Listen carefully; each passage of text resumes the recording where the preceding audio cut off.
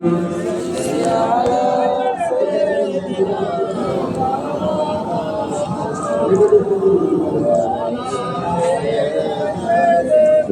آله سيدنا مولانا محمد وعلى حبيب الذي ترجى شفاعته لكل حال من الأحوال والتهيئ صل على سيدنا مولانا محمد وعلى آله سيدنا مولانا محمد الصلاة على النبي الصلاة على الرسول وشفيع الطيب محمد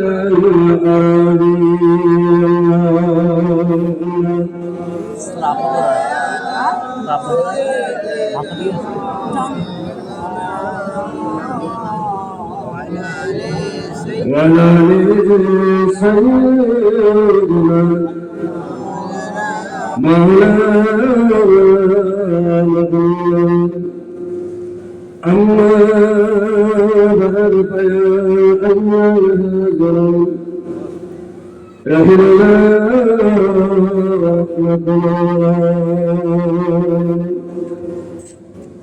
فقد قال الله تعالى في كلامه المجيد وادع إلى سبيل ربك بالحكمة والموعظة الحسنة وقال الله تعالى في كتاب مبين إن الله لا يكفر الميعاد وقال الله تعالى في كتابه المبين أفلا يتدبرون القرآن ولو كان من غير الله لوجدتم فيه كافرا كثيرا وَلَوْ رَضِيَ اللَّهُ تَعَالَى قال رسول الله صلى الله عليه وسلم الدعاء سلاح المؤمنين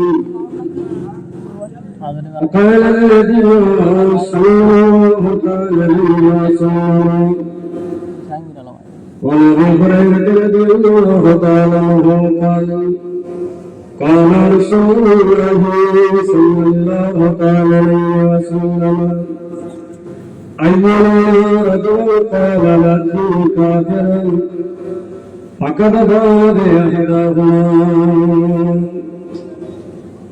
وقال النبي صلى الله عليه وسلم آيات المنافق ثلاثة إذا حدث كذبا إذا وعد خلف إذا كان وقال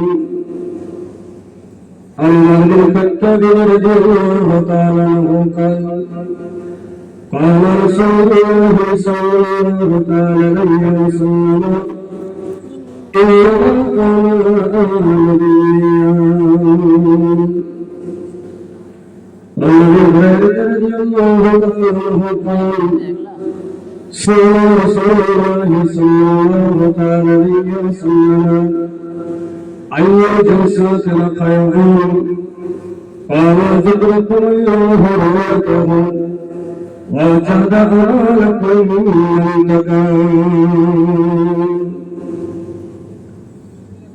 উপস্থিত সম্মানিত মনোনীত নির্বাচিত আজকে ইসলামী সমাজের সভাপতি সাহেব কেবল থেকে আগত আলাদা স্থানীয় হুজুর কেবলা আজকে জলসায় আমন্ত্রিত সম্মানিত ওলামায়ে কেরাম সম্মানিত সমাধিত উপবিষ্ট হজ্জাতে কেরাম বয়োজ্যেষ্ঠ মুরব্বিগণ সমবয়স্ক বয়োবরিষ্ঠ মুসলমান ভাইরা আল্লাহ পাকের দরবারে জানাই সর্বাগে কোটি কোটি শুকরিয়া এবং আলহামদুলিল্লাহ। বিগত বছর বড়দিনের উদ্দেশ্য একই কমিটি মহল্লাবাসী যাদের অক্লান্ত মেহনতের বদৌলতে পরিশ্রমের বিনিময়ে কবরবাসীদের মুখেরাতকে লক্ষ্য রেখে এই মজলিস কায়েম করেছেন। শুরু থেকে নিয়ে আমার আগ পর্যন্ত আমন্ত্রিত ওলামায়ে কেরাম ইসলামী ওলামায়ে দ্বীন বিভিন্ন গুরুত্বপূর্ণ বক্তব্য আলোচনা তারা রেখেছেন। আমি পবিত্র কোরআন কাফিতে কয়েকটি ছোট্ট আয়াতের টুকরা নবী করিম সাল্লাল্লাহু আলাইহি ওয়াসাল্লামের নিকট কয়েকটি হাদিস পাঠ করেছি। কিছু কথা আলোচনা রাখবো ইনশাআল্লাহ। শ্রোতা এবং বক্তা উভয়ের কারণে মূল্যায়ন দরকার। জলসা কেন আমরা দিয়েছি আর কেন দেবো আর কেন আসবো? চলমান যে সময় চলছে জলসার গুরুত্ব মর্যাদা মর্তবা আস্তে আস্তে কমে যাচ্ছে। ছোটবেলায় শুনতাম ওয়াজ নসিহত, এখন হলো ওয়াজ বড় মুসিবত। এখন বক্তার বক্তৃতা আমার হচ্ছে যে সমালোচনার পদ বেশি হচ্ছে। এই ফেসবুক আমরা দেখছি, যে যেমন পাচ্ছে সেভাবেই মানুষকে বোঝাচ্ছে, আবার তার মধ্যে বোঝাতে গিয়ে বিভিন্ন রকম প্রযুক্তি অভক্তি অশ্রদ্ধা আমরা দেখতে পাচ্ছি। তাতে শরীয়তের সমাজের কত উপকারিতা আমরা মূল্যায়ন করি না। কোন লম্বা ভূমিকা না রেখে আমি আরম্ভে আমার একটা সবার আছে, দুটো একটা গল্প বলি, সেটাই জলসা হেডিং। তো বুখারী শরীফের প্রথম হাদিস হচ্ছে ইন্নামাল আমালু বিনিয়াত, কাজের পূর্বে তোমরা নিয়ত ঠিক করো। তাহলে জোরামারি জলসা কেবল এক বছরের না, বহু পুরাতন জলসা। এর যে জলসার গুরুত্ব মর্যাদা আস্তে আস্তে কমছে।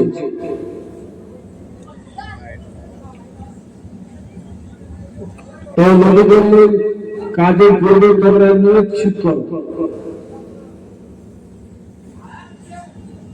তো আমরা দেখছি জলসাটায় মেনে দিল শরীয়ত আল্লাহ, আর বাদটা ঠিক করে কারা বেনামাজি যারা তারাই। এই তারণ্যে যদি এই গুরুত্বহীন কাজ হয় তার ফলাফল গুরুত্বহীন হবে। তো এই মরুভূমির মানুষ ব্যবসা বাণিজ্য করে জীবন চালায়। আমাদের দেশের লোক আগে সাইকেলে ব্যবসা করতো, এখন টোটো অটো মোটর ভ্যান অনেক কিছু হয়েছে। তো মরুভূমির লোকটি তার ব্যবসার পাথে ছিল একটা উট। উটের জন্য ব্যবসা করতো, মাল কিনতো, মাল বেচে কেনা করতো। হঠাৎ উটটা একবার হারিয়ে গেছে, খুঁজে পাচ্ছে না। লোকটি চিন্তা ভাবনায় পড়েছে উট কিভাবে খুঁজে পাওয়া যায়। আমাদের গ্রামগঞ্জে এখনো এই স্বভাব আছে, ভালো কিছু হারিয়ে গেলে কে বাড়ি চালাতে পারে, ঘড়ি চালাতে পারে, সেখানে ছোটে। সে কাউরা মুছে বাড়িতে হোক আর মুসলমান হোক। আবার অনেকের কাছে হাত গোনায়, মাল হারিয়ে গেছে, খুঁজে দিতে হবে। বাড়ির ছেলে যদি সোনা চুরি করে কিন্তু দোষ হবে রাখালে রোজ চুরি করেছে। কেন গুণিন বলেছে এটা? وأبي هريرة رضي الله تعالى عنه قال رسول الله صلى الله عليه وسلم من كان كاهنا لم يقبل صلاة 40 يوما আল্লাহ নবী বলেন কেউ যদি জ্যোতিষীর কাছে যায়, ওঝার কাছে যায়, আর সে যদি বেমাতি হয়, ওঝার কথা যদি বিশ্বাস করে, 40 দিন পর্যন্ত তার নামাজ কবুল হবে না। ওঝা মানে যারা দুনিয়ার ভবিষ্যৎ বলে দেয়, তো মৃত্যুর মুখ হারিয়ে গেছে খুঁজে খুঁজে খুঁজে বাড়ির ঘরে একটা মাজার পেয়ে গেল। মাজারের উপরে লেখা আছে জামাল শাহ বাবা। মাজারের নাম কি? পেশাদের নাম হলো জামাল শাহ বাবা। মাজারে দিয়ে দিয়েছে বাবা জামাল শাহ বাবা, আমি গরিব মানুষ, ছোট ছোট ব্যবসা করে বাণিজ্য করি, আমার একটা হারিয়ে গেছে, 3 দিনের মধ্যে যদি তুমি পাইয়ে দিতে পারো তখন আমি 1000 টাকা মর্যাদা দেব। আপনারা শুনছেন তো জি? আমি কানে কালা হ্যাঁ বললে হয়তো কি শুনতে পাবো, একটু জোরে বলবেন। শুনছেন তো জি? তাহলে চাওয়ার জায়গা পাওয়ার জায়গা কোথায়? ওইভাবে হুজুর যা পারেন বলেন, আমরা উত্তর দিতে পারবো না। আপনি তো দর্শনী খেয়েছেন, আমরা কিছু খাইনি বলতে পারবো। তো বলুন চাওয়ার জায়গা পাওয়ার জায়গা কোথায়? আল্লাহর কাছে। খেলায় পড়লে তখন আল্লাহর কথা বলে থাকে। 1 মাস চাল শুধু আসতে দেরি হতো না, ডিলারের টিকে তুলো করে দেবে, চাল দেরি হচ্ছে।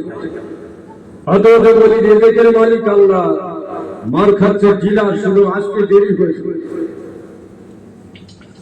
الله تعالى في كتاب المبين إياك نعبد وإياك نستعين নামাজে দাঁড়িয়ে বলি আল্লাহ তোমার সাহায্য চাই, তোমার ইবাদত করি।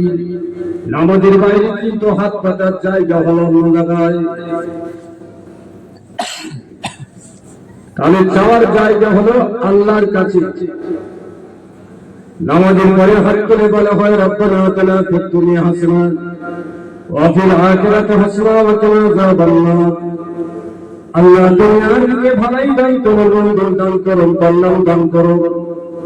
আখিরাতের মাঝে ভালাই দান করো, কল্যাণ দান করবেন। জাহান্নাম থেকে মুক্তি দেবেন। ইমাম সাহেব দোয়া চাই, আমরা বলি আল্লাহুম্মা আমিন। আর নামাজের ভিতরে আল্লাহর কাছে চাওয়া, নামাজের বাইরে আল্লাহর কাছে চাওয়া। বাজারে একবার প্যারালাইসে রবিবার হচ্ছে, নামাজ পড়ে সালাম ফিরিয়ে আর হাত তুলতে চায়। আল্লাহর কাছে যদি চাইতে গেলে কষ্ট হয়, দেরি যায়, তাহলে ইবাদতের ভিতরে কত ফাঁকি দেয়।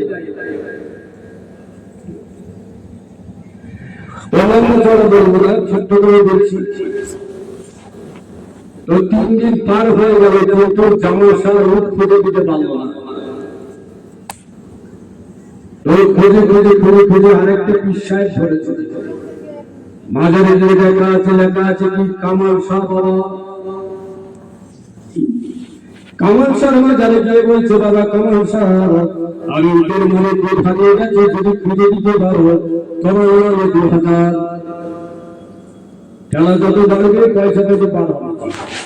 স্যালাইনের ভিতর যত ডাক্তার লাগাবে তত ভিজিট বাড়বে। ও খুঁজতে হবে তো জি, দুটো বাবার কাছে মাদক পণ্য সজি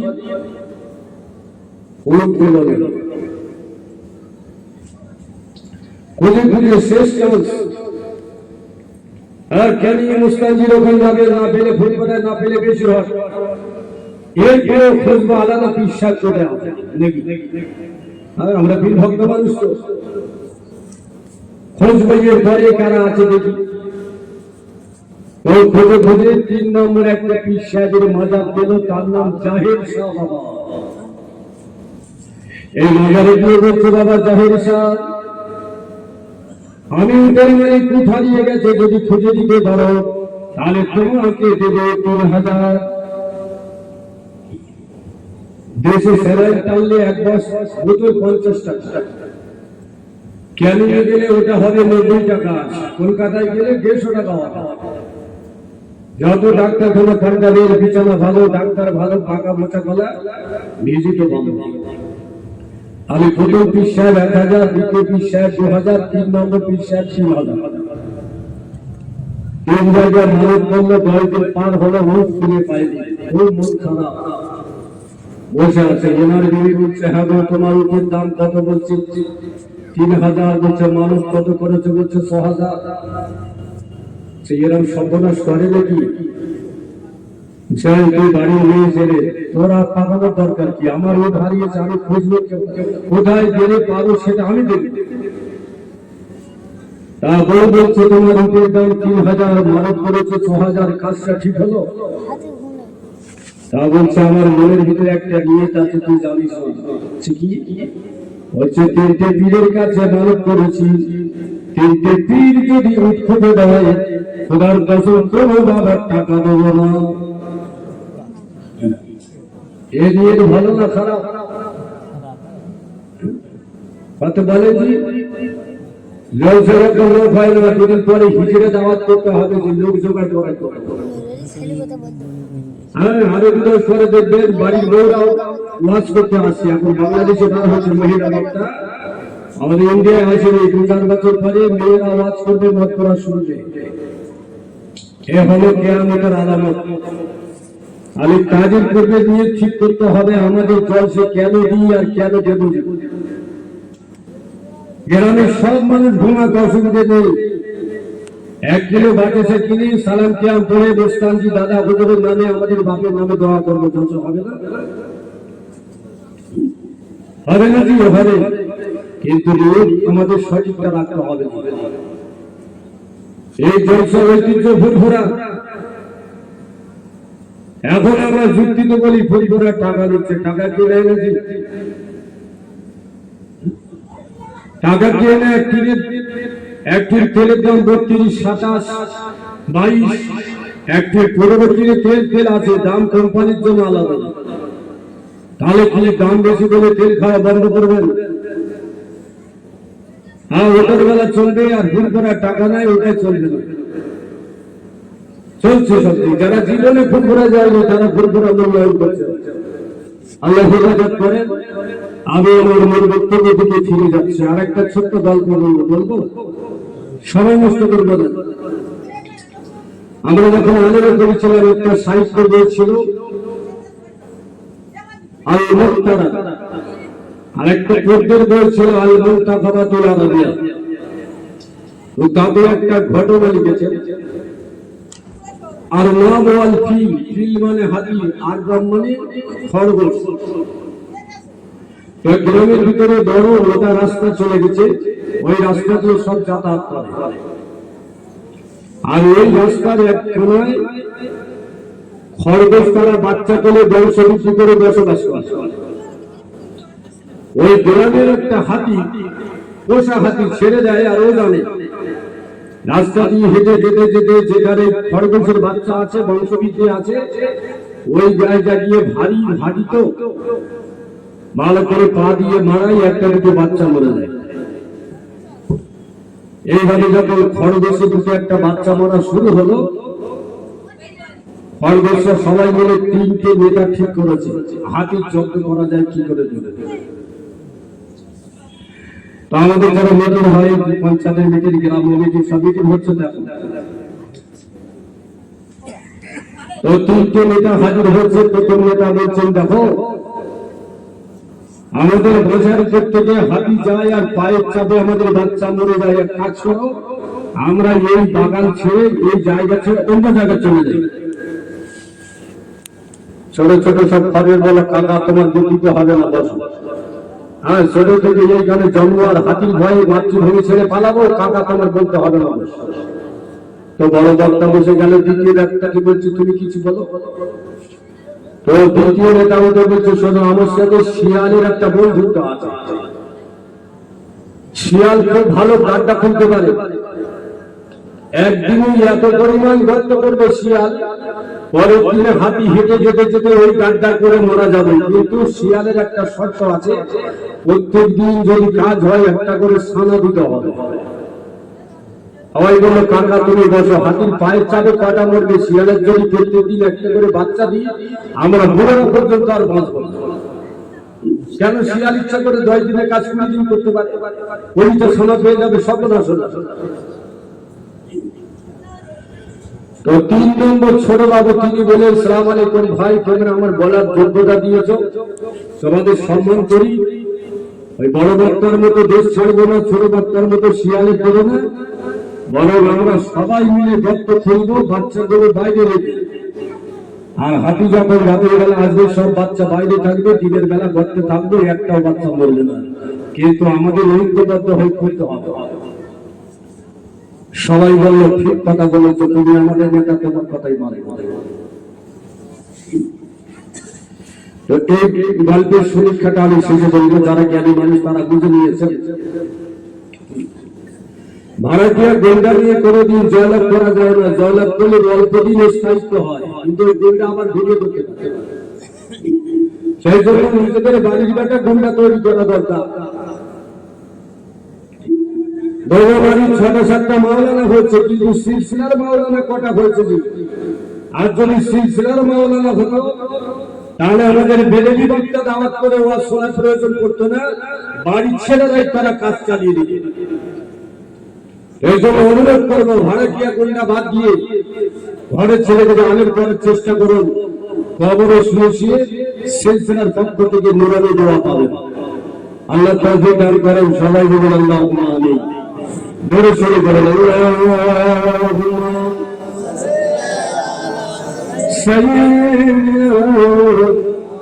মাওলানা মুহাম্মদ ওয়া আলা সাইয়্যিদিনা মাওলানা মুহাম্মদ। একটি আয়াত পড়েছি, ইন্নাল্লাহা লা ইউখলিফুল মিয়াদ, আল্লাহ পাক নিশ্চয়ই ওয়াদা খেলাফ করেন না। তো আল্লাহ ওয়াদা খেলাফ করেন না, এখন বক্তারা ওয়াদা খেলাফ করছে কেন? বাড়ির লোক ওয়াদা খেলাফ করছে কেন? ইমাম সাহেব ওয়াদা খেলাফ করছে কেন? লেবার সে ওয়াদা খেলাফ করছে কেন? রাজমিস্ত্রি ওয়াদা খেলাফ করছে কেন? আর এটা হলো কিয়ামতের আলামত। আহাদু ওয়ালা ইয়াফু, অঙ্গীকার করবে কিন্তু পূরণ করবে না। তো আল্লাহ পাক ওয়াদা খেলাফ করেন। আল্লাহ পাকের ওয়াদা কি? আলিকুল ফিরাদি ওয়া ফিরি জান্নাতি। আল্লাহ পাক জানিয়ে দিয়ে বলবেন, আমার অনুরোধকারী বান্দা পরিণত হও, আমি আখিরাতে তোমাদের জান্নাত দেব। বলে সুবহানাল্লাহ। তাহলে ইবাদত মানে শুধু নামাজ নয়, বড় ইবাদত নামাজ।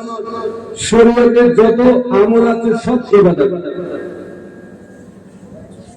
قال الله تعالى في كتاب مبين وسيق الذين اتقوا ربهم الجنة زمرا حتى إذا جاءوها فتحت أبوابها وقال له خزنتها سلام عليكم طبتم فادخلوها خالدين قالوا الحمد لله الذي صدقنا وعده وأورثنا الدار نتبوأ من الجنة حيث نشاء فنعم أجر العاملين وسيق الذين اتقوا ربهم إلى الجنة زمرا। একজন দুজন নয়, ইবাদতকারী বান্দাকে মুমিনদেরকে ফেরেশতারা দলে দলে নিয়ে জান্নাতের দিকে অগ্রসর হবে। বলে সুবহানাল্লাহ।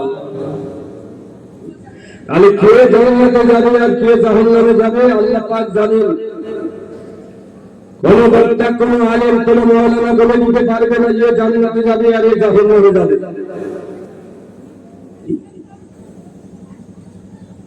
পরমকালী এসেছে আল্লাহ নবীর দরবারে, একদল মক্কার কাফেররা এসে বলল, হে নবী মুহাম্মদ, 1 বছর আমাদের ঠাকুরের ইবাদত করো, 15 বছর তোমার আল্লাহর ইবাদত করে আদায় করে দিও। মানে বরকত চাষের মতো ভাগ চাষ পর্যন্ত চুপ করে থাকলেন। কোরআন পাকের আয়াত অবতীর্ণ হলো, কুলিয়া আইয়ুহাল কাফিরুন, হে মক্কার কাফেরেরা, নবী আপনি বলে দিন, লা আ'বুদু মা তা'বুদুন, আমি যার ইবাদত করি তোমরা তার ইবাদত করো না। আলী কোরআন থেকে কাফের কাকে বললেন? কথা বলা নিষেধ আছে না? বুঝতে পারছেন না? আল্লাহ পাক মক্কার কাফেরদের বললেন, হে মক্কার কাফেররা, নবী আপনি বলে দিন, লা আবুদু মা তা'বুদুন, আমি নবী যার ইবাদত করি কাফেররা তার ইবাদত করো না। আলী কাফের কে বললেন? নবী বললেন, আল্লাহ পাক বললেন? আল্লাহ পাক বললেন, নবীকে বলতে বললেন। আল্লাহ স্রষ্টা, আমরা সৃষ্টি। আল্লাহ কাফের বলতে পারে, নবীকে বলে দিলে বলতে পারেন, কিন্তু কোন মাওলানা কোন কাজের জন্য কাউকে বেঈমান, কাউকে কাফের, মুনাফিক, জাহান্নামী বলা শরীয়তে অনুমোদন দেয়। এটা ওয়াজ করতে করতে চলছে, এখন বিষয় করে যাচ্ছে। তো আল্লাহ পাক ফেরেশতাদের নির্দেশ দিলেন, দলে দলে দলে দলে জান্নাতের সম্মুখে হাজির হবে, দরজার সামনে। জান্নাতের দরজায় বলবেন, সালামুন আলাইকুম তিবতুম ফাদখুলুহা খালিদিন, তোমাদের প্রতি আল্লাহর রহমত বর্ষণ হোক, তোমরা জান্নাতের মধ্যে প্রবেশ করো। আল্লাহ পাক জানিয়ে দিলেন, ফাদখুলি ইবাদি ওয়াদখুলি জান্নাতি, আমার ইবাদতকারী বান্দা হও, আমার জান্নাতে প্রবেশ করো। আর আখিরাতের মাঠে আল্লাহ নির্দেশে ফেরেশতারা বলবেন, জান্নাতে তোমরা প্রবেশ করে যাও। জান্নাতে প্রবেশ করার পরে বলবেন, কালু আলহামদুলিল্লাহিল্লাযী সাদাকানা ওয়াদাহু ওয়া রাসূলুনা কানা তাবাওয়াহু মিনাল জান্নাতি হাইসু নাশা।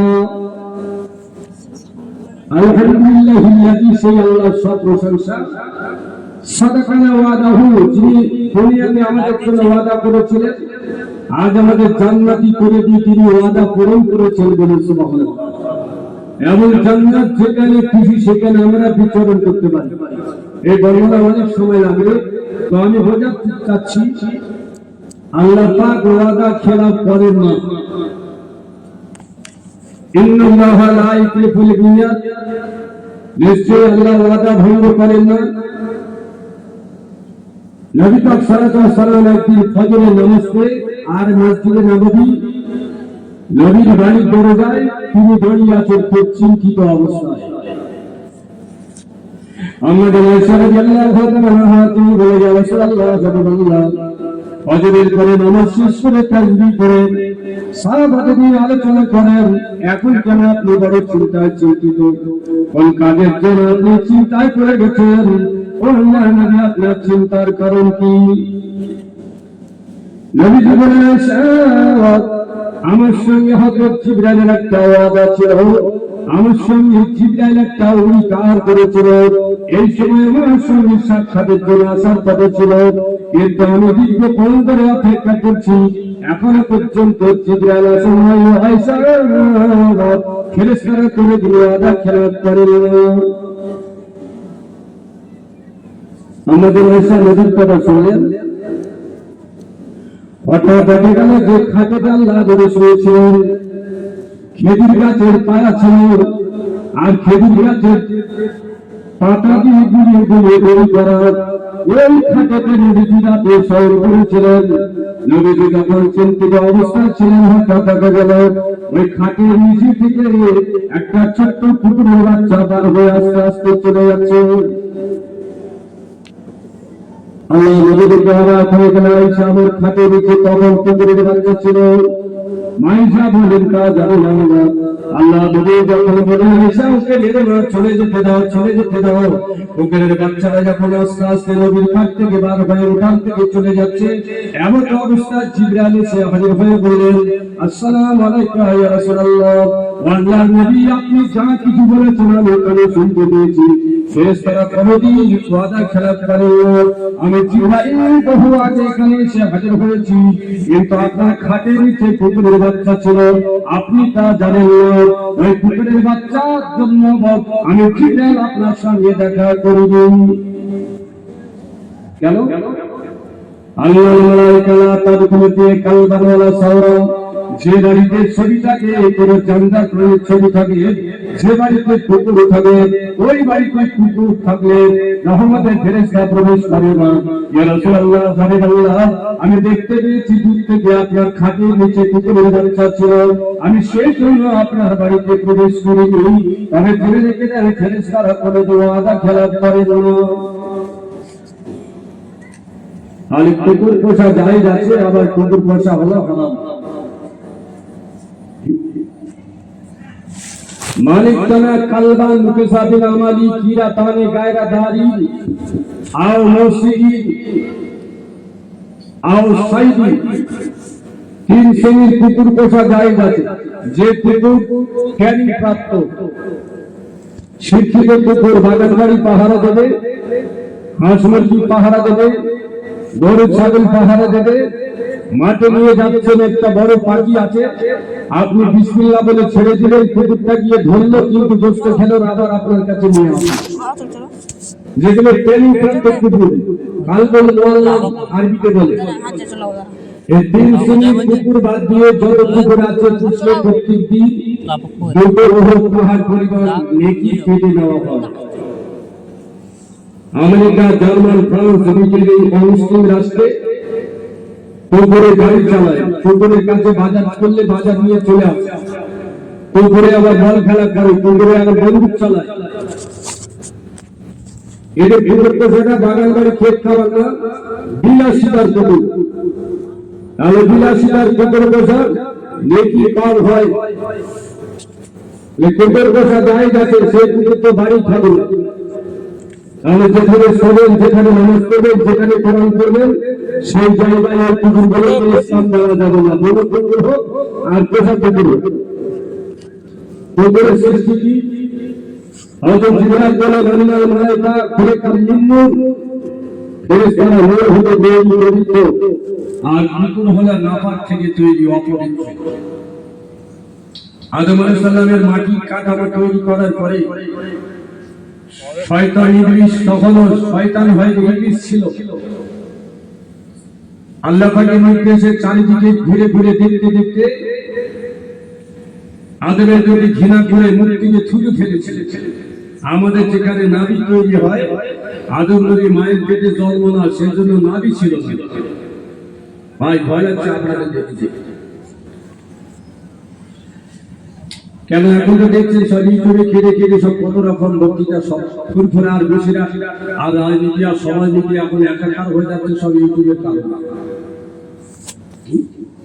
চোরের কাছে মালিক কিনলে সে চোরের বন্ধু। একজন গালি দিচ্ছে, আরেকজন কমেন্ট করছে ঠিক বলেছে, তাহলে সে চোর, আর যে চোরের মাল কিনে সেও চোরের মতো। এইভাবেই চলছে। সেজন্য আমরা এই ছোটখাটো আলেম আমাদের ওয়াজ নসিহত ইউটিউবে ছাড়া ঠিক হবে না। 18-20 বছর ধরে পড়ে আর গালাগালি খেতে হবে একটা মূর্খ লোকের কাছে, ইউটিউবে কমেন্ট করবে, এটা ক্ষতির কারণ। তো আদম আলাইহিস সালামের নারী ছিল না, আমাদের যেখানে নারী আছে এই জায়গায় শয়তান ছুরি ফেলে দেয়। আল্লাহ পাক জিবরাইলকে বলেন, জিবরাইল আদমের শরীর থেকে ওই ছুরিটা ভালো করে ফেলে তুলে দাও, আমি আল্লাহ পাক একটা প্রাণী সৃষ্টি করব। আদম নবীর ওই গায়ে শয়তানের ছুরি যখন কেটে নেওয়া হলো, আল্লাহ পাক ওই ভিতর থেকে কুকুর তৈরি করলেন। এই কুকুরের ভিতরে দুটো গুণ আছে। আদমের শরীরে ওই মাটি থাকার জন্য কুকুর হলো প্রভুভক্ত, মালিককে মানে, আর শয়তানের ছুরি থাকার জন্য কুকুর হলো নাপাক। তাহলে ভক্তি কেন? আদমের মাটি থাকার জন্য। নাপাক কেন? শয়তানের ছুরি থাকার জন্য। সেই জন্য রাসূল বললেন, জিবরাইল বললেন, যে বাড়িতে কুকুর থাকে রহমতে ফেরেশতা প্রবেশ করে না, ফেরেশতারা নূরের তৈরি পবিত্র, আর কুকুর হচ্ছে নাপাক। তাহলে ফেরেশতা জিবরাইল বলেন, আমি ওয়াদা খেলাপ করি না। আল্লাহ ওয়াদা খেলাপ করেন না, ফেরেশতা ওয়াদা খেলাপ করেন না। আরেকটা তথ্য দিচ্ছি, আপনাদের অসুবিধা হচ্ছে নাকি? হযরত ইয়াকুব আলাইহিস সালাম, যার ছেলের নাম হলো ইউসুফ আলাইহিস সালাম। ইয়াকুব আলাইহিস সালাম, যার আব্বার নাম হচ্ছে ইসহাক আলাইহিস সালাম, যার আব্বার নাম হলো হযরত ইব্রাহিম আলাইহিস সালাম। ইয়াকুব আলাইহিস সালামের সঙ্গে হযরত আজরাইলের বারে বারে দেখা সাক্ষাৎ হওয়ার কারণে বন্ধুত্ব হয়ে গিয়েছিল। ইয়াকুব আলাইহিস সালাম বললেন, বন্ধু মৃত্যু তো আপনার দ্বারাই হবে এটা আমি জানি, তবে মৃত্যুর আগে আমাকে একটা নিদর্শন দেখিয়ে দেবেন, যে নিদর্শনের বিনিময়ে আমি আল্লাহর কাছে যখন ফিরে যাব, আল্লাহর কাছে কিছু তোহফা নিয়ে যাব, কিছু মর্যাদা নিয়ে যাব, আজরাইল তুমি যেন আমাকে ভুলে যাও না। হযরত সালাম বলেন, অবশ্যই মৃত্যুর আগে আমি নিদর্শন দেখাবো, আমি মেরে দিলাম। হযরত ইয়াকুব আলাইহিস সালামের ইন্তেকালের সময় যখন আজরাইল এসে হাজির হয়ে যায়, হযরত ইয়াকুব আলাইহিস সালাম বলেন, ওগো আজরাইল, তুমি আমার বন্ধু বটে, কিন্তু তুমি ওয়াদা খেলাপ করেছিলে কেন? আমার সঙ্গে তুমি ওয়াদা করেছো ইন্তেকালের আগে কোন একটা নিদর্শন দেখিয়ে দেব, কিন্তু আজ তুমি সরাসরি এসেছো আমার জানটা খরচ করার জন্য। ও আজরাইল, তুমি ওয়াদা কেন খেলাপ করলে? হযরত ইয়াকুব আলাইহিস সালাম এই কথা বললেন। আজরা সালাম বললেন, না না না, আমি মৃত্যুর ফেরেশতা পৃথিবীতে আসার আগে কতগুলো নিদর্শন মানুষের ভিতরে প্রকাশ পায়। ওগো ইয়াকুব, তুমি তা সেটা বুঝতে পারো নাই। তোমার মাথার চুলগুলো কালো ছিল, এখন তোমার মাথার চুল সাদা হয়ে গেছে। মৃত্যুর আগে যার চুল সাদা হয়ে যাবে, এটা হলো মৃত্যুর একটা আলামত। মুখ ভরে তোমার দাড়ি ছিল কালো, তোমার মুখের দাড়িগুলো সাদা হয়ে গেছে, এটা আজরাইল আসার একটা আলামত। তোমার মুখের দাঁতগুলো কত সাজানো ছিল, এখন অনেকগুলো দাঁত পড়ে গেছে, এই দাঁত পড়ে যাওয়ার অর্থ হলো এটা মৃত্যুর আলামত। তুমি চোখে দেখতে খুব ভালো পেতে, এখন তো চোখে দেখতে পাও না, চোখের দৃষ্টি কমে যাওয়ার অর্থ হলো এটা হলো মৃত্যুর আলামত। ও বন্ধু ইয়াকুব, শোনো শোনো, আগে পেট ভরে খাওয়া দাওয়া করতে, বিশ্রাম করতে, ঘুমাতে, এখন আর তুমি খেতে পারো না, এখন বেশি খেলে তোমার বদহজমি হয়, এটা তোমার আল্লাহর কাছে ফিরে যাওয়ার আলামত। আমি আজরাইল কোনদিন ওয়াদা খেলাপ করিনি, একাধিক নিদর্শন তোমার শরীরে আমি প্রকাশ করেছি, আমার আল্লাহ পাক প্রকাশ করে দিয়েছে, তুমি বুঝতে পারো না আমাকে ওয়াদা খেলাপ করার কথা বলো। খোদার কসম করে বলি, ফেরেশতারা কোনদিন ওয়াদা খেলাপ করে না। আল্লাহ ওয়াদা খেলাপ করে না, ফেরেশতারা ওয়াদা খেলাপ করে না, নবীরা ওয়াদা খেলাপ করে না, আর আমরা নায়েবে নবী আল উলামা ওয়ারাসাতুল আম্বিয়া, আমরা ওয়াদা খেলাপ করছি কি? টাকার জন্য টাকা, টাকা তো চামারের আছে, কামারের আছে জি। তাহলে নায়েবে নবীর খাতা থেকে নাম কেটে দিয়ে তুমি টাকা কামানো ব্যক্তি নাম লেখাও। আল্লাহ নবী দরবারে একজন সাহাবা এসে জিজ্ঞাসা করলেন, ইয়া রাসূলুল্লাহ আইয়ে জলসা তেনা খায়র হো, নবী কো কোন জলসাটা আমাদের জন্য উপকার? আল্লাহ নবী বললেন, যিকরুল্লাহ ইয়াদাহু ওয়া জানা আমালাকুম মান তাকাহু। যে বক্তাকে দেখলে, যে আলেমকে দেখলে, যে ওয়াইজকে দেখলে আল্লাহর কথা স্মরণ হয়, যার মুখের বাণী শুনলে শরীয়তের কাজ বেড়ে যায়, যার মুখের কথা শুনলে আমলটা বেড়ে যায়, সেই রকম মজলিসে তোমাদের বসার প্রয়োজন আছে। টাকার জন্য যারা ওয়াদা খেলাপ করে, এই ওয়াদে কাশি হবে? কথা একটু বলুন। এই জন্য আগে ডাক করে বলেছি, জলসাটা নামাজি লোক, জলসাটা ইমানদার লোক, মতটা ঠিক করে বেনামাজি, যা লাগে আমি দেব, যা লাগে আমি দেবো। আমার কি হেমত কম আছে নাকি? ওকে 5,000 টাকা মসজিদে চান, পার্টি দরকার বলছে কারবার ভালো না, মসজিদে একটা ফ্যান চান বলছে কারবার ভালো না, কিন্তু যদি পার্টি না সে একা দেবো 7,000, হেমত কম আছে? এই লালে লাম্বা ব্যক্তিরাই আজকে বক্তালি বাদ করছে, আলেমদের নির্বাচন করার দায়িত্ব আর মুরব্বিদের দিচ্ছে না। আরে এরকম কিছু কথা নাই।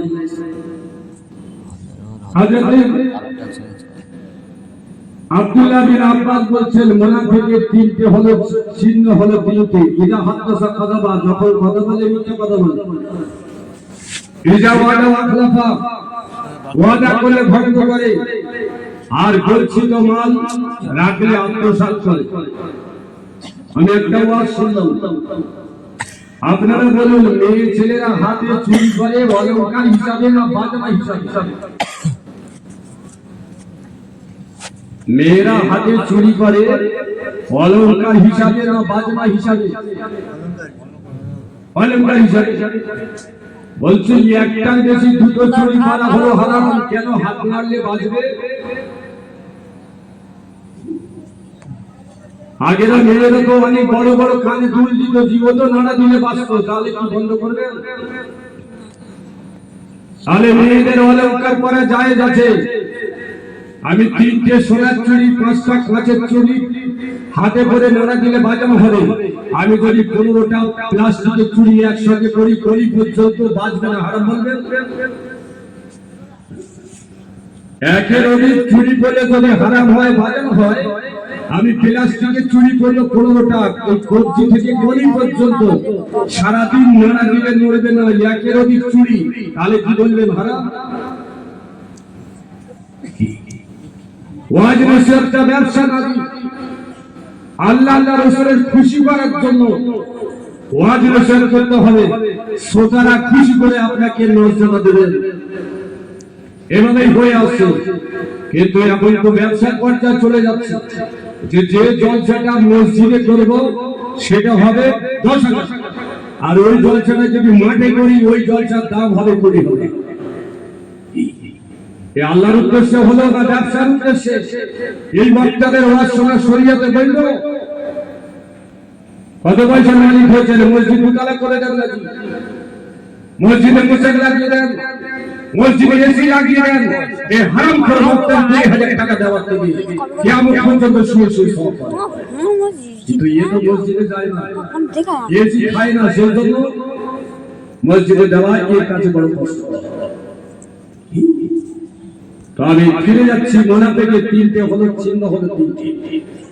ওয়াদা যদি করে ভঙ্গ করে, শুধু আলেম না, কালকে একজন ধান কেড়ে দেবেন, আজকে টাকা নিলেন 500, আর বলছে ইনশাআল্লাহ সকালে তোর আগে মাঠে চলে যাবে। ও বাবা, 8টা পর্যন্ত মাঠে যাবে, কি ব্যাপার? বলছে সেই গোবা মারি আসেনি, 5 সাল কাজ কাজে চলে গেছে। কি ব্যাপার ভাই, টাকা নিয়ে এলে কেন? বলছে তোমার ওনার কাছে আগে নেওয়া ছিল। তুমি মুনাফিক হলে না, তুমি ভালো মানুষ হলে? কালকে তুমি ইট গাঁথবে রাজমিস্ত্রি, কথাবার্তা হয়ে গেলে চাল দোকানে, সকালবেলা চলে যাচ্ছে কোথায়? হাট করে গোয়ামারির লোক মালমাত্রা জোগাড় সব ঠিক করে লোক খুঁজে পায় না, ফলে 10-এর সময় বলছে ভুল করে চলে এসেছিল। তাহলে উপার্জন করেও তুমি একজন মুনাফিক, গোয়ামারি কাজ না করে তুমি হাট করে চলে গেছো। যতই জ্ঞানী হার ভাব মিস্ত্রি হও, তুমি একজন মুনাফিক। তাহলে মাদ্রাসায় ওয়াদা করে টাকা দেয় না, বলছো আমার কমিটি ঠিক মনোভূত হয়। ওয়াদা করলে কার কাছে? আল্লাহর কাছে। আর মূল্যায়ন করছো কার কাছে? কমিটির কাছে। তাহলে ওয়াদা করে না দিলে তুমিও মুনাফিক। মসজিদে ওয়াদা করে যদি না দাও তুমি মুনাফিক। জলসা ওয়াদা করে যদি না দাও তুমি মুনাফিক। এক পীরের মুরিদ হয়ে অন্য পীরের মুরিদ বক্তার ওয়াজ শোনা, এটা এক ধরনের মুনাফিক। বলবেন এটা কি ঠিক? আমি বলছি সঠিক। হযরত হাসান রাসূল রাহমাতুল্লাহ আলাইহি হুজুরের একটা মুরিদ ছিল, তিনি পরবর্তীকালে কি হয়েছিলেন, তার নাম হলো বিশাহ রাহমাতুল্লাহ আলাইহি। হযরত বিশাহ রাহমাতুল্লাহ আলাইহি প্রথম জীবনে তিনি শরাব করছিলেন। বিসমিল্লাহ নামের মর্যাদা দেওয়ার জন্য আল্লাহ পাক তাকে ওলির খাতায় নাম লিখিয়েছেন। হাসান বাসরীর বিনিময়ে তাকে ওলি করে দিলেন। এই হাসান বাসরী ওলি, তার হাতে মুরিদ হয়েছে বিশাহ, তিনি আল্লাহর ওলি। কিন্তু আরেকজন ব্যক্তি হাসান বাসরীর হাতে মুরিদ হয়েছে। রাস্তা দিয়ে যখন যাও, প্রথম অবস্থায় বিশাহ বাড়ি করে, তারপরে হাসান বাসরী বাড়ি করে। এই মুরিদকে হাসান বাসরীর মুরিদ, বিশাহ হাসান বাসরীর মুরিদ। এই ছোট করে যখন হাসান বাসরীর বাড়ি দিকে যায়, এই বিশাহ বাড়ি দিকে মুখটা ফেলে না, মাথাটা ঢেকে, আর পীরের বাড়ি দিকে মুখ করে চলে যায়। আগে তো বিশাহ বলেন আমি তো পীরের মুরিদ, ওই ব্যক্তি সেই পীরের মুরিদ। তাহলে আমার পীরের দরবারে যখন যায়, আমার দিকে মুখ থেকে ঘুরিয়ে নিয়ে যায়। একদিন রাস্তা দাঁড়িয়ে গেলেন, ভাই তুমি তো আমার পীরের মুরিদ, আমি সেই পীরের মুরিদ, তা আমার বাড়ি দিকে তাকাও না, ওই পীরের দিকে তুমি তাকিয়ে তাকিয়ে চলে যাও কেন? ছোট মুরিদ বলছেন হুজুর আপনি যার মুরিদ আমি তার মুরিদ, আমার পীরের মর্যাদা দরবারে যখন যাই আপনার দিকে যদি তাকিয়ে ফিরি, আপনার চেহারা যদি আমাকে আকৃষ্ট করে, আর আমার প্রথম পীর হাসান আব্বাসী তার দরবারে যদি যেতে আমি বাধাপ্রাপ্ত হয়ে আপনার দরবারে গিয়ে বসি, আমি তাহলে হাসান আব্বাসীর হাতে মুরিদ, আমি মুনাফিক হয়ে যাব। সেই জন্য আপনি যে পীরের মুরিদ আমি সেই পীরের মুরিদ, কিন্তু আমি আপনার দিকে তাকাই না মুনাফিক হয়ে যাওয়ার কারণে। কত কিছু বোঝা গেল? আসলে আমরা পীরের মানি না, ফুরফুরা যাই মাটি আনতে যাই, তার পীরের গুরুত্বটা কি বুঝবো? এই গ্রামের মানুষ মুস্তানজির গুরুত্ব বুঝতেন, এখন তার মুস্তানজি নেই। এই গ্রামের মুরিদদের সরকার আদি যা জিয়ারত করে চলে আসে। তাহলে এক পীরের ওলিরে মুরিদ থাকা অবস্থায় অন্য পীরের কাছে বায়াত হতে গেলে এই নিজের পীরের কাছে অনুমতি নিতে হবে, তবে বায়াত হওয়া যাবে। যদি পীরের অনুমতি ব্যতীত অন্য পীরের মুরিদ হয় তাহলে এই মুরিদ তো হবে প্রথম পীরের কাছে মুনাফিক। মেলা হলো বিকেলা লিখে কিতাব আছে তালিমে তরিকাত, তাহলে তালিমে তরিকাতের ভিতরে যারা মুরিদ তাদের বেশ কিছু সবক দেওয়া আছে। আল্লাহ হেফাজত করেন, সবাই বলবেন অনেক জওয়ান বন্ধু আছে। তাহলে ওয়াজি নসিহতের দিক একটা আছে। তবলিগ ভাইরা যারা আছেন দেখবেন তাদের যত বড় বড় জলসা হয়, একটা জলসায় ফুলপড়া ভোটাতে দাওয়াত করে ও কেন করে না? তাদের একটা ইউনিটি আছে, ঐক্য আছে, জ্ঞান আছে। যারা আমরা এক আকিদার মানুষ, ওর উপরে এসেছে এক আকিদার মানুষ, তাও দাওয়াত করে না। তাই কিন্তু ফুলপড়া সিলসিলার জলসায় তবলিগ, জামাত ইসলামী, আলে হাদিস, আজান গেছি, বেরেলি, লামজানি শুধু সুরাত দাঁড়ি থাকলে বলছে হিন্দু হত্যা, তাহলে সুরাত দাঁড়ি থাকলে বলছে হিন্দু হত্যা। এরা কিন্তু আকীদা সম্পর্কে বোঝে না, অথচ জলসা বেশি দেয় ফুলপড়া সিলসিলার। আমার কথা কি বলে গেল? গরমালে যদি মনে থাকেন নাও রাখতে পারেন। আমি 20 বছর আগে প্রাইমারি স্কুলে নদী দিবস এসেছি, আমার সে হাজার ভাই বসে, আর এই ধরনের একটা লোক কি শেখ নাকি নাম আছে, সেখানে খালি উঠ করে প্রচন্ড দিকে ধাক্কা দিচ্ছে। নদী দিবস কোথা আছে, জায়েজ আছে, হেন আছে, কেন আছে জানেন? লোকটা বেঁচে আছে কিনা আমার কিন্তু নাম মনে আছে। 20 বছর আগে প্রাইমারি স্কুলে ফলি হয়েছে, নদী দিবস আমরা এসেছিলাম। ওখানে নদীরা অনেক চর্চা করেছি, আর ওরা ডাকলে কোনো অসুবিধা নাই। অনুরোধ করবো আপনারা একটু নির্দিষ্ট করে থাকবেন, নির্দিষ্ট করে থাকবেন। পয়সা গরম না দেখিয়ে শরীয়তের গরম দেখতে গেছেন, আলেম তৈরি করেন আপনাদের বাড়ির আলেম, তাহলে আপনারা কবরে শুয়েছে পিলারে তরিকার যে নীতি আছে আপনারা নিশ্চয়ই করেন। আল্লাহ তৌফিক দান করেন, সবাই বলেন আল্লাহুম্মা আমিন। হযরত ওমর ফারুক রাদিয়াল্লাহু তাআলা দুটো দিতে হাবশা বলে একটা দেশ আছে, আফ্রিকার একটা দেশ, কিছু অংশ আবিসিনিয়া বলা হয়।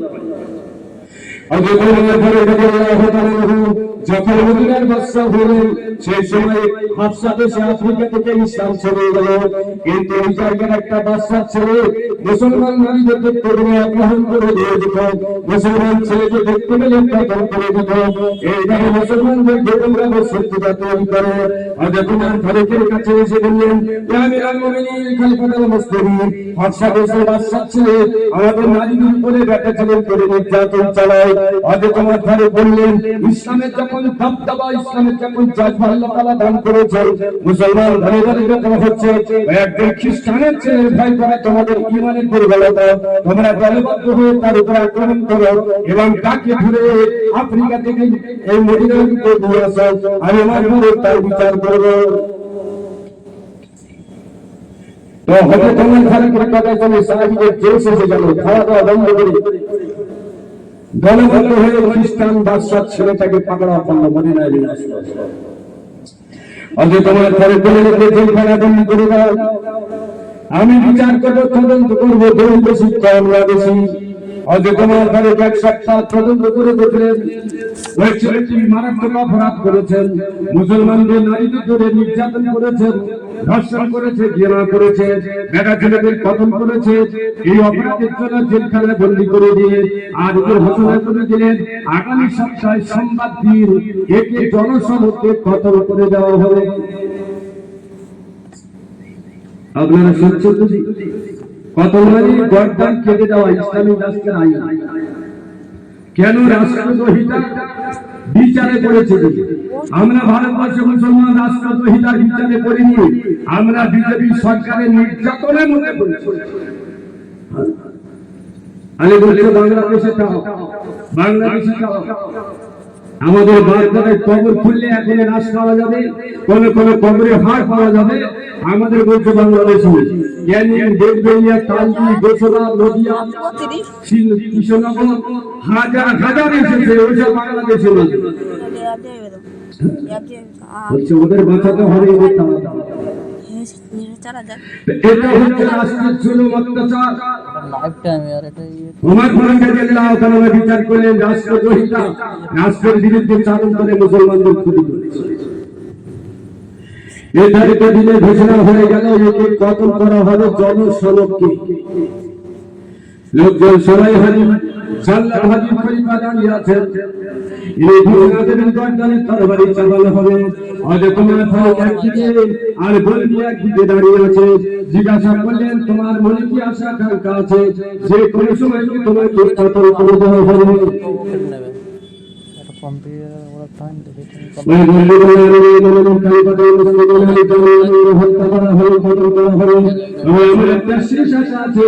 আমাকে এক গ্লাস পানি দিতে হবে, আমি পানি দেবো, এক গ্লাস পানি দিতে হবে। চলে সঙ্গে ভাগে পানি দেওয়া হলো। ওই বন্দি পানি গ্লাস খাবে আর দাঁড়িয়ে দাঁড়িয়ে খাচ্ছে, কিন্তু পানি করছে না। দীর্ঘ সময় খলিফা বললেন তুমি পানি পান করার জন্য পানি চাইলে, কিন্তু তুমি কেন পানি পান করছো না? বন্দী বলে আমিরুল মুমিনিন খলিফার বসতে আমার বড় ভয় হয়, আমি যদি গ্লাসটা মুখে তুলি সে সময় যদি গর্দান তরবারি লাগিয়ে দেন